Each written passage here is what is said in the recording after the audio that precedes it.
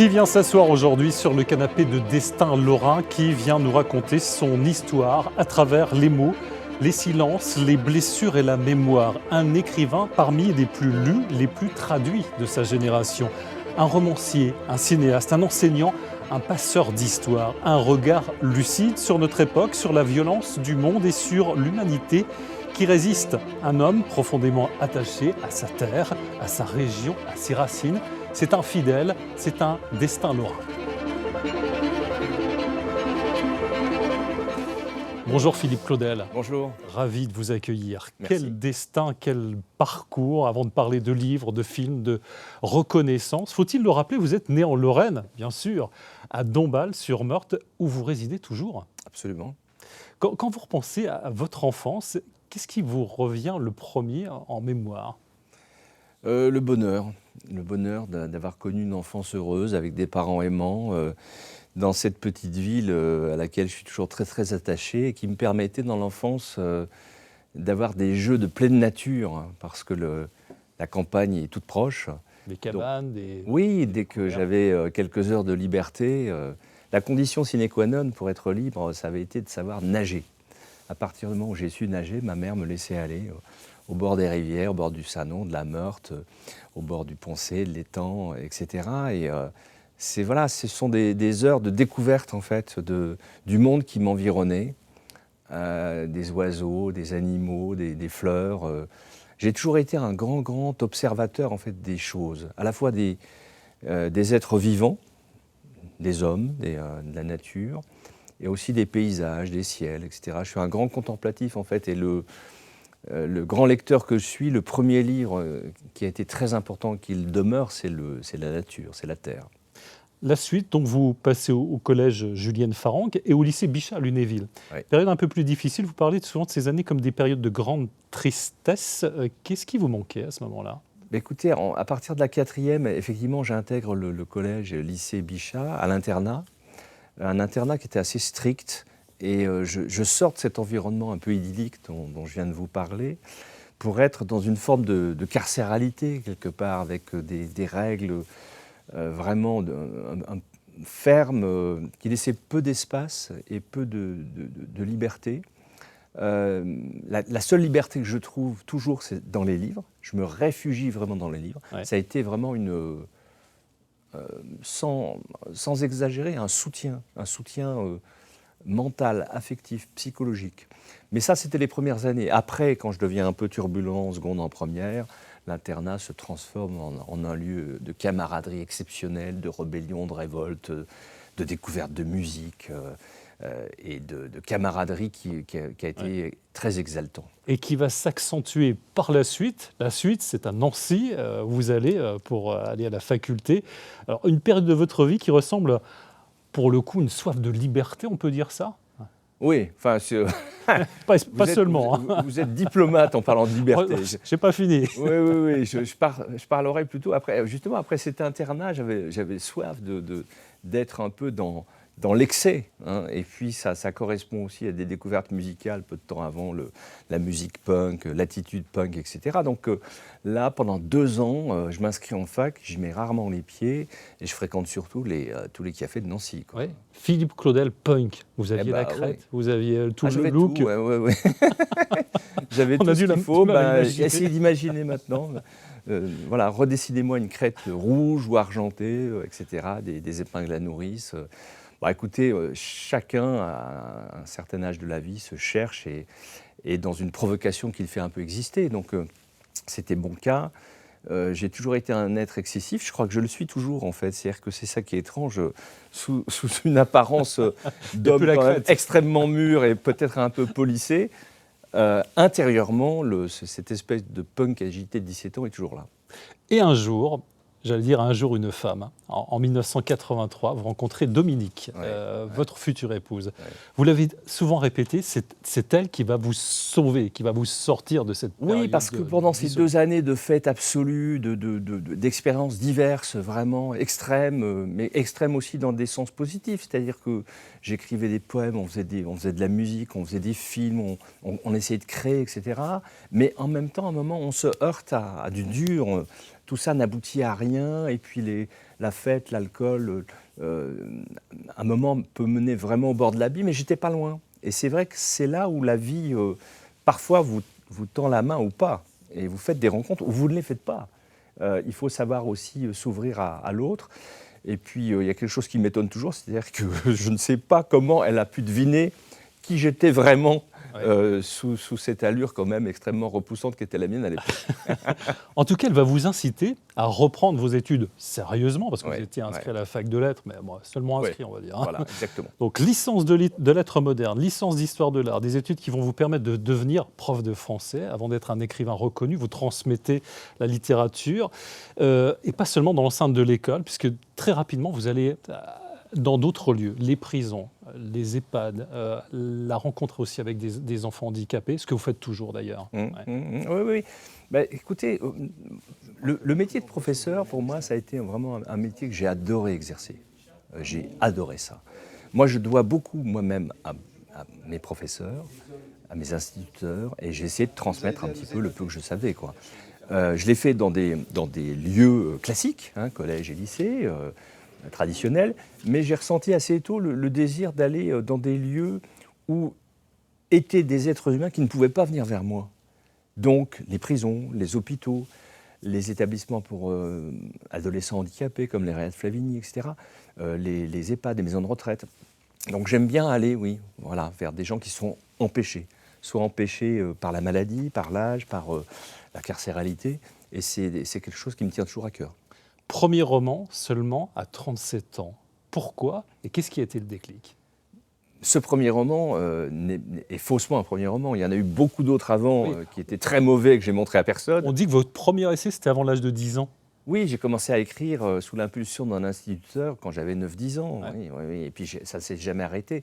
Sauf que c'était très mauvais pendant longtemps. Donc je trouvais que c'était génial. Le lendemain, je le relisais. Je trouvais que c'était vraiment affligeant.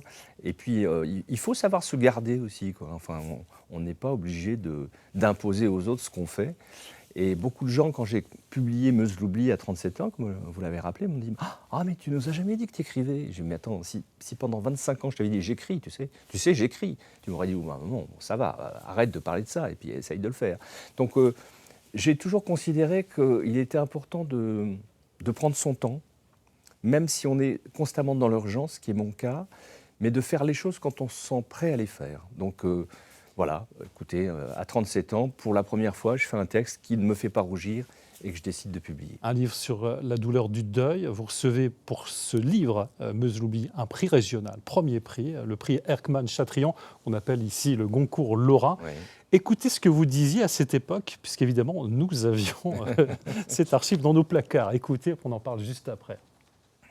C'est le fait d'être reconnu par un jury, bien sûr, mais je pense, en plus par ce jury particulier, par toute une région. Et j'allais dire par tout un esprit, qui est notre esprit, sans du tout vouloir verser dans le régionalisme. Mais c'est vrai que j'ai le sentiment qu'un terroir, qu'un pays, que des hommes, soudain, ont senti que ce livre pouvait nous parler et leur parler. Et c'est ça qui m'émeut le plus, en fait. Vous évoquez l'esprit lorrain, notre esprit lorrain. Comment vous le définissez ? Mais vous voyez, les propos que je tiens là, je les signe encore aujourd'hui. C'est-à-dire que c'est vrai que ça m'a toujours beaucoup touché, la façon dont les gens ici ont reçu ce que je faisais. Les films, les livres, etc. La façon dont ils étaient fiers aussi de ce qui m'arrivait par procuration. Et ça, je trouvais ça très, très émouvant. Concernant la Lorraine, moi, il y a quelque chose qui fait que j'y reste, si je puis dire, c'est que ce pays me ressemble. Enfin, on a quelque chose d'un peu peut-être âpre, un peu rugueux, un peu fermé. On n'est pas des gens qui sont très expansifs ou de prime abord, mais je crois que les gens qui viennent chez nous, pour des raisons professionnelles ou autres, au départ sont un peu peut-être surpris, peut-être inquiets. Et finalement, au bout de quelques années, découvrent la force des liens qu'on peut tisser ici. On n'est pas dans l'apparence, en fait. On est dans une vérité profonde et puis une vérité qui s'est nourrie aussi de beaucoup de douleurs. On est quand même une région souffrante. Oui. L'histoire nous a fait souffrir depuis des siècles. L'économie nous a fait souffrir aussi. Et en même temps, tout cela peut-être a créé une forme de résistance. Meuse l'oublie, s'en suivra d'autres ouvrages. Et en 2003, tout bascule avec Les âmes grises, un roman ancré dans la Première Guerre mondiale, dans un village à quelques kilomètres du front. Un immense succès critique, public. Quand on écrit, on va en parler juste après, mais quand on écrit un livre comme celui-ci, avez-vous senti qu'un tournant, en tout cas, quelque chose se passait? Absolument pas. La meilleure preuve, c'est que quand j'ai terminé le texte, j'ai failli le jeter à la poubelle. Je ne sais plus pourquoi, mais bon, je l'ai relu, je me dis, bon, je ne l'ai pas fait, je l'ai donné à lire à ma première lectrice, qui est ma femme, et à mon éditeur à l'époque, Jean-Marc Roberts, qui était un grand ami, qui est décédé depuis une dizaine d'années. Et c'est là où l'édition, c'est un métier, parce que Jean-Marc Roberts, tout de suite, m'a dit, ça va être énorme. Alors je me dis, pourquoi tu dis ça? Il me dit, tu verras.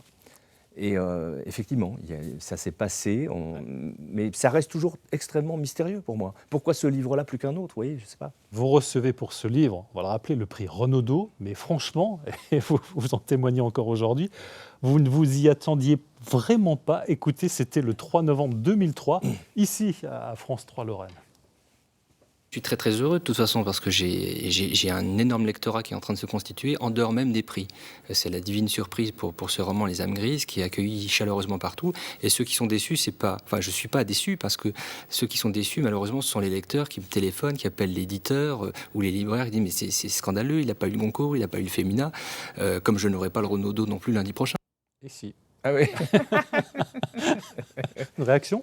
Non, mais oui, c'est loin tout ça, mais c'est vrai que je me souviens de ce que je dis, c'est-à-dire qu'il y avait beaucoup de gens qui me disaient « Ah là là, mais c'est scandaleux, vous n'avez pas eu le Goncourt », parce que tout le monde pensait que le livre avait eu le Goncourt.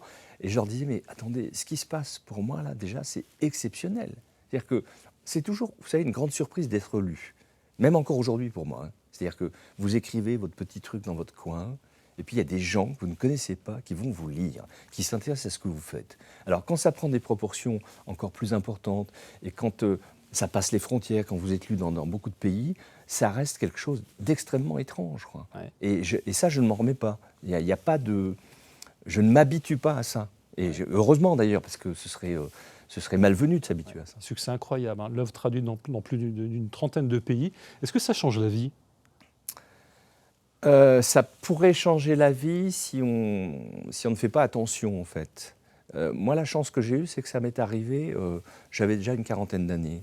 Je savais que ma boussole, mon centre de vie, l'essentiel, c'était pas ça. Ça, c'était du bonus, c'était merveilleux. Mais ce qui m'importait, c'était ma famille, quoi. C'était ma vie privée, c'était des choses comme ça. Donc, ça m'est arrivé au bon âge. Je pense que si ça m'était arrivé plus tôt dans cette jeunesse un peu extrême, j'aurais sans doute complètement vrillé. Il fallait la maturité, bien sûr. Ouais.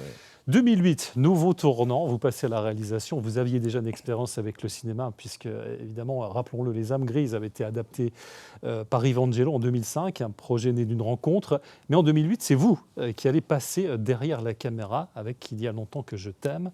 Encore une fois, vous filmez votre région, c'était obligatoire pour vous. Alors, le scénario, très franchement, pouvait être tourné partout, dans n'importe quelle ville de province, mais c'est moi qui ai vraiment tenu à imposer à mes producteurs du GC, Yves Marmion et Brigitte Macchioni, le choix de la Lorraine. Je leur ai dit, écoutez, moi je veux tourner chez moi, c'est très important pour une question de vérité, de sensibilité, de justesse. Et puis, l'autre dimension aussi, c'était que je voulais que la région participe à cette aventure. Je voulais que les gens... vous savez, un tournage qui arrive, alors maintenant, 20 ans plus tard, puisque les premiers films, c'est 2004 à peu près avec Les âmes grises, 20 ans plus tard, on a beaucoup de tournages en Lorraine et c'est formidable, mais c'est toujours comme un cirque qui arrive et qui fascine les gens et qui viennent voir un peu comment un tournage se passe. Il y a des figurants, il y a des techniciens. Donc j'avais envie de faire partager cette aventure. Un film porté par Christine Scott Thomas, Elsa Zilberstein. Écoutez ce qu'elle disait de vous lors de ce tournage. Philippe m'a paru quelqu'un de... Enfin, il m'a donné envie de travailler avec lui, donc voilà.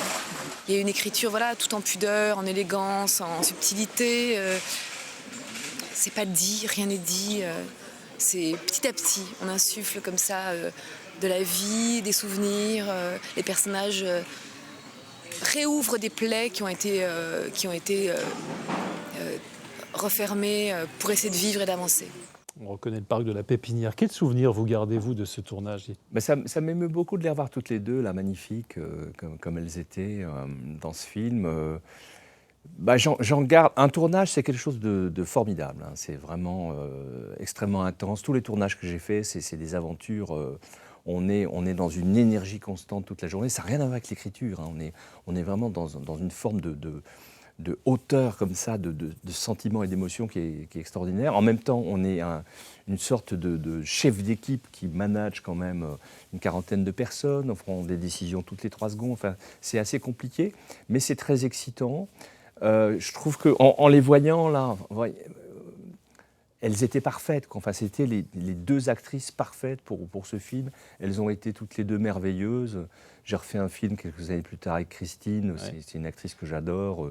Elsa, c'est pareil. Enfin, c'est vraiment des beaux souvenirs. Ouais. Un film qui va faire le tour du monde, César, Golden Globe, BAFTA du meilleur film en langue étrangère. Encore une fois, une première et immédiatement un succès public, une reconnaissance de vos pairs, un premier coup d'essai et une consécration. On a l'impression que tout ce que vous touchez, ça fonctionne. C'est au-delà, je pense, de tout ce que vous imaginez. Oui, alors là, très franchement, ce film, quand on a fini le montage avec ma monteuse, Virginie Bruand, et quand on a commencé à le montrer, vous voyez, à des salles qui ne savaient pas ce qu'elles allaient voir, quand j'ai vu le niveau d'émotion que le film procurait au public, à la fin, j'étais très, très surpris. On ne se rend pas compte, en fait, de ce qu'on fait. Et c'est vrai qu'après... la carrière nationale et internationale du film, ça a été 1 an et demi de ma vie absolument incroyable. Mais ce qui est formidable, parce qu'il faut toujours être lucide, c'est que j'ai connu cet immense succès, mais j'ai connu aussi un immense échec. Vous voyez, un film qui me tient très à cœur, Une enfance, oui, que vous avez tourné à Dombasle, chez vous. Ouais. Qui pour moi est mon meilleur film sur le plan, je veux dire, de la technique, de la maîtrise, de la maturité. Le public français n'a pas voulu le voir, quoi. Il est sorti, personne n'est allé le voir. Donc c'est aussi des grandes leçons de modestie. Après, il a eu des prix dans des festivals, mais ce n'est pas très important, ça ne sert à rien, quelque part, sinon à faire plaisir. Mais pourquoi ? On ne sait pas. Pourquoi Il y a longtemps que je t'aime, c'est un gros succès ? Pourquoi Une enfance, c'est un gros flop ? C'est comme ça. Après le triomphe d'Il y a longtemps que je t'aime, vous auriez pu céder aux sirènes des grosses productions, j'imagine, mais vous êtes resté fidèle finalement toujours à vos décors, à vos valeurs. Écoutez, alors, ce qui s'est passé par exemple, avec Il y a longtemps que je t'aime, que vous avez rappelé l'aventure un peu américaine et Golden Globe, etc., il y avait beaucoup de producteurs américains qui voulaient que je vienne tourner aux États-Unis. Mais bon, c'est assez classique ça, dès qu'il y a un film qui a du succès. Je n'ai jamais voulu, ça ne m'intéressait pas de tourner aux États-Unis, ça ne m'intéressait pas de tourner là-bas. Ça ne m'intéressait pas d'être à la tête de grosses machines, de grosses productions. Au contraire, de film en film, j'ai toujours essayé de faire des films avec des budgets de moins en moins importants, parce qu'en fait, un budget modeste en cinéma vous garantit une plus grande liberté que des budgets considérables. Cela dit, il y a certains projets qui nécessitent beaucoup d'argent, hein, donc il ne faut pas que ce soit un choix définitif, mais c'est vrai que moi, ce qui m'intéresse, c'est quand même d'être dans une forme de cinéma assez léger dans sa mise en œuvre. La liberté passe avant tout. Oui. Ouais. Et puis, on le sait, mais il faut le rappeler, quand les Américains vous font la cour pour que vous veniez chez eux, un metteur en scène, là-bas, n'a pas ce qu'on appelle le final cut, c'est-à-dire que vous n'avez pas la maîtrise de votre film jusqu'au montage. Hein. C'est-à-dire que c'est les producteurs qui le font, ce film. Même des gens comme Scorsese n'ont pas le final cut. Alors qu'en France, on est encore, et parfois ça pose problème, mais dans cette espèce de respect de la metteuse en scène ou du metteur en scène, qui a, qui a presque tous les pouvoirs. Donc ça, en termes de création, c'est quand même plus flatteur. 2012, on avance. Votre destin prend une dimension quasi historique. Vous poussez les portes du restaurant de Rouen pour rejoindre le plus prestigieux des cercles jury de l'Académie Goncourt. Est-ce que le gamin de Dombasle s'est senti tout de suite à l'aise à cet endroit ? Alors moi j'ai un problème, c'est que je suis à l'aise partout. Donc c'est pas forcément un compliment à faire. Hein. Vous savez, c'était Audiard qui disait les cons, ça ose tout, c'est à ça qu'on les reconnaît. Donc bon, voilà, moi, transférer ça dans le côté à l'aise, c'est un peu mon cas.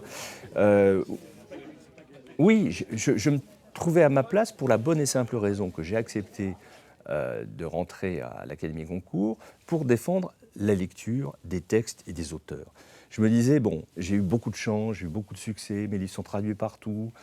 J'adore lire. Je suis avant tout un lecteur. J'ai envie de donner du temps pour les autres. Et c'est dans cet esprit-là que j'ai intégré l'Académie. Et c'est vrai qu'on donne beaucoup de notre temps, bénévolement, à lire tout au cours de l'année les romans et à porter donc ce prix en France et à l'étranger, puisqu'on a aussi des déclinaisons à l'étranger qui sont très importantes avec les choix concours de l'étranger. Donc ça occupe beaucoup de temps, mais je le fais avec passion depuis maintenant 14 ans, quoi. Membre du jury, et 13 mai 2024, vous devenez le président, vous devenez le visage de ce prix Goncourt. Pour en revenir à votre rôle, vous en avez parlé, mais quand on est président, c'est vraiment décider du destin d'un écrivain, d'un éditeur, d'une vie, parfois. Quand on est globalement, enfin, pas seulement président, mais quand on est académicienne ou académicien Goncourt, c'est-à-dire qu'on est 10. Hein, alors le président a une double voix au 13e tour si on a égalité, mais autrement on a une voix chacun, président ou pas président. Littéralement, on change la vie de quelqu'un, oui c'est sûr. On change le destin d'un livre, c'est clair. C'est le prix le plus important, c'est le prix le plus prestigieux, le plus prescripteur. Hein. On est dans des moyennes de vente de 500 000 exemplaires, vous voyez, ces dernières années quand même, plus des traductions, une vingtaine, une trentaine de traductions au moins. Donc on change la vie, le destin d'un livre, on change le destin d'une autrice ou d'un auteur, qui parfois était un peu connu ou peu connu, et soudain se trouve un peu comme le lapin dans les phares de la voiture, avec tout ce que ça suppose aussi de difficultés à gérer ça. Mais ça, ce n'est plus notre problème. C'est à elle ou c'est à lui de gérer cet immense bonheur. Certaines ou certains ne s'en sont jamais remis, hein. N'ont quasiment plus écrit après le Goncourt. Donc c'est quelque chose de compliqué, mais encore une fois, ce n'est pas notre affaire. Ouais, c'est quand même une énorme responsabilité. Oui, ça doit peser sur les épaules, j'entends. C'est une responsabilité surtout, comment dire, non pas humainement, parce que comme je le dis avec un peu d'humour, c'est quand même à la personne de se débrouiller avec ce cadeau quand même qui est magnifique. Mais la responsabilité qui est la nôtre, c'est effectivement d'être dans une structure qui est quand même l'économie du livre, et de savoir et d'avoir conscience que notre prix quand même a aussi une valeur économique de prescription. Faire rayonner la littérature, justement en parlant de pouvoir, de prestige, en 2025, vous publiez Wanted, inspiré par les grandes figures détonnantes de ce monde, Trump, Poutine, Elon Musk.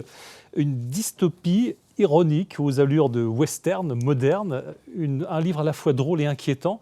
C'est quoi? C'est un coup de gueule, c'est une alerte, c'est un message que vous souhaitez vraiment lancer? C'est un peu tout ça, et puis c'est surtout donner aux gens la force de rire de cela aussi. C'est-à-dire que, bien entendu, ces hommes dont on vient de parler ont un pouvoir énorme, mais à trop les prendre au sérieux, y compris les inepties, quand ils en sortent, et Dieu sait que quand même le cow-boy orange en sort quasiment tous les jours, si on prend trop au sérieux ça, on accrédite encore plus leur sérieux. Alors que parfois, il faudrait juste éclater de rire quand il veut s'emparer du Groenland ou du canal de Panama. Donc, faire une fable comme Wanted, c'est un coup de gueule, mais c'est aussi traiter avec humour des gens qui le méritent. Je crois qu'à un moment, il faut que toujours le fou du roi existe, et dans ce cas-là, l'écrivain peut être le fou du roi majeur. La satire, le rire, pour échapper à la réalité. On vous découvre aussi depuis 2023 dans les grosses têtes d'RTL. Est-ce que c'est une manière aussi de dire que pour supporter la tragédie finalement du monde actuel, il ne nous reste que l'humour, rigoler, écoutez, rire? Les grosses têtes, enfin, comme tout ce qu'on vient de dire, hein, le cinéma, la littérature, l'engagement, etc., ça correspond à une partie de moi. C'est-à-dire que rire pendant 2h30, 3 heures, faire des grosses plaisanteries, vraiment des grosses plaisanteries, quoi, manier parfois un humour limite, ça me correspond aussi. Je suis comme ça dans la vie, j'ai besoin de ça. C'est pas parce que j'écris des livres tragiques sur l'histoire ou sur nos plaies que je vais être constamment dans cette humeur-là. Moi, j'ai besoin de ça. Chaque fois que je fais cette émission avec Ruquier, je ressors de ces 2h30, 3 heures d'enregistrement avec une banane pas possible. Ça me donne une grosse énergie et j'aime bien, j'aime beaucoup. Une dernière question, l'adolescent punk que vous étiez, qu'on a évoqué dans votre jeunesse, dirait quoi de ce Philippe Claudel d'aujourd'hui? J'ai une idée de la réponse. Ah bon? T'as pas trop changé en fait. Hein. Ouais, c'est ça. Ouais, sauf physiquement, mais bien sûr. Mais autrement, non. C'est ce que je vous disais tout à l'heure. L'écorce est différente, mais l'être intérieur, finalement, c'est curieusement le même. Encore une dernière, ça sera vraiment la dernière question. Des projets, on peut en parler? Littérature, cinéma, autres? Énormément de projets. énormément de projets, notamment attendre le mois de mars pour aller au Maury, parce que je suis un gros chercheur de champignons. Et puis oui, des projets de films, des projets de livres, de pièces de théâtre. Mais ce n'est pas une question de superstition, mais il y en a tellement qui n'aboutissent jamais que je préfère ne jamais parler de ce que je suis en train de faire. Mais en tout cas, si je peux vous dire une chose, c'est que le monde dans lequel on vit, comme tout le monde, m'intéresse et m'inquiète, et que je cherche par des moyens d'écriture ou de cinéma à essayer de transcrire ça, à essayer de comprendre ce monde de cinglés dans lequel on est et qu'on a fabriqué. Philippe Claudel, merci de nous avoir raconté le récit de votre vie, d'avoir partagé avec nous ce parcours, encore une fois, hors norme. Et merci pour ce que vous montrez de notre Lorraine. C'est moi qui vous remercie. Et merci à vous de nous avoir suivis. On se retrouve bien sûr très vite pour un autre Destin Lorrain.